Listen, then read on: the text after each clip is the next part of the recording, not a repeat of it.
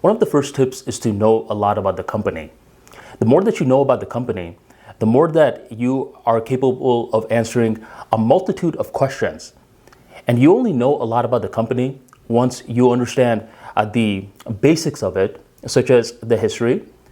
And not only that, you understand the business aspects of it as well. What do they exactly do? Who do they serve? And one of the easiest ways for you to see if you know a lot about a company is to imagine that you own a company yourself and you're in the position of hiring someone. What do you want them to know? Let's say you run a business that sells comic books. You started it in your mom's basement, and this was relevant details that you deemed important in order to put in your website.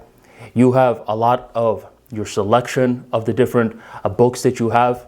You have your target audience, the type of people that would find interest in the particular content. What do you want this person to know about your company? And this is something that is more emotional in nature. You probably want them to know how you got started in the first place. Now, this sort of details, they're very important for the founders of the company.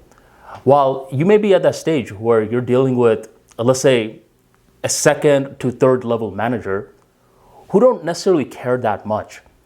This is why we want to also understand the practicality of this business. Who are they serving? How is it that our role will help them out? Back to the comic book example. You scaled this far, my friend. You're a big, big empire, and there are tiers and tiers of people below you. This person that wants to come into the company, let's imagine that your third tier manager is interviewing this person. What kind of questions would the third tier manager ask this individual? Can you create and maintain a website? Do you know how to answer customer complaints? What's your knowledge with comic books like overall? So the higher up that you are speaking to someone, the more emotional of an impact it is. It's the basement story.